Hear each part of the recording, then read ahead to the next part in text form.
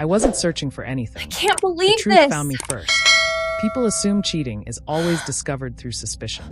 Digging, checking, spying. But sometimes the truth doesn't wait to be chased. Sometimes it walks straight into your hands when you least expect it. There were no fights, no sudden distance, no obvious red flags waving in my face. We had routines, inside jokes, ordinary nights that felt safe. If anything, life felt steady. That's why I didn't question the small things.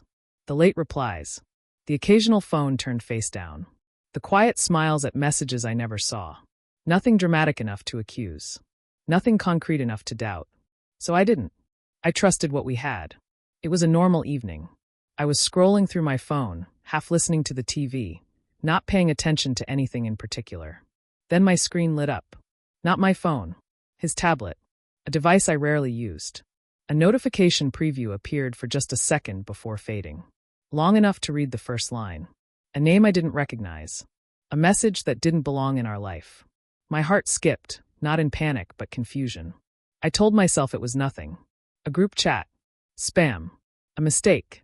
I almost put the tablet down. Almost. I didn't feel suspicious. I felt unsettled, like when a sentence ends in the wrong place. The tablet unlocked easily. No password, because he never imagined I'd be the one holding it. And there it was. Not one message. A thread. Recent. Familiar. Intimate in a way that made my stomach drop. I stared at it longer than I should have, waiting for context that would make it innocent. It didn't come. I scrolled slowly. Every message confirmed the same thing. This wasn't a misunderstanding. This wasn't friendly. This wasn't new. There were jokes I didn't recognize. Plans I wasn't part of. Affection I hadn't received in weeks. And the timestamps. They hurt the most, because they overlapped with our life. Our dinners. Our conversations. Our shared moments. He wasn't missing from my life. He was duplicating it. I didn't scream. I didn't cry right away. I felt still, like my body was trying to process something my mind hadn't caught up with yet. The shock wasn't loud. It was heavy, because I hadn't been looking for betrayal, which meant I couldn't explain it away as paranoia. I hadn't chased the truth. It had arrived uninvited. The more I read, the clearer it became. This wasn't a one-time mistake. It was a parallel connection, carefully maintained. He talked about stress, about feeling misunderstood, about needing space, things he never said to me. And the worst part, he spoke about me, not cruelly, casually, like an obstacle. I put the tablet down exactly where I found it. I didn't want a reaction fueled by shock. I wanted certainty. So I waited. That night, he came home like nothing was wrong. Smiled. Asked how my day was. Sat beside me like we were intact. And I watched him differently. Not suspiciously. Clearly. Every word felt rehearsed now. Every gesture felt divided. Over the next few days, I noticed what I hadn't before. How often he checked his phone. How quickly he hid the screen. How defensive he became over harmless questions. Not because I asked differently, but because now I knew. Truth changes how silence sounds. I didn't confront him dramatically. No accusations. No raised voice. We were sitting across from each other one evening. I said calmly, "Something came up on your tablet the other night." His face changed instantly. Not confusion. Recognition. "What do you mean?" he asked. "I wasn't looking," I said. "It just appeared."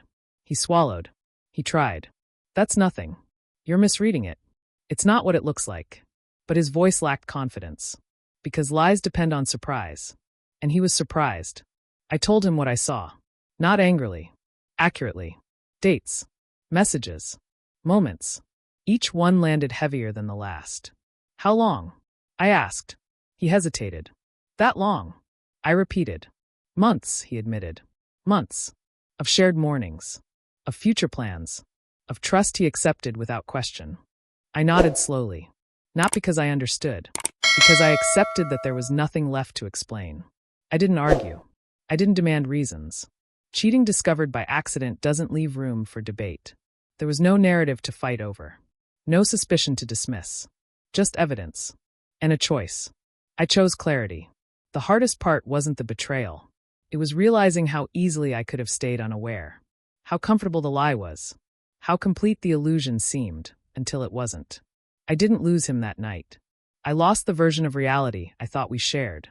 Sometimes the truth doesn't arrive because you're suspicious. It arrives because lies are sloppy, because people forget devices sync.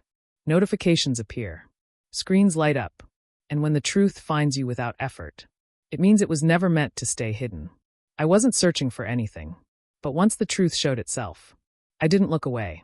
If this story resonated with you, like the video, subscribe to the channel. Share this with someone who needs clarity tonight. And in the comments, tell me, if the truth found you by accident, would you confront it or ignore it?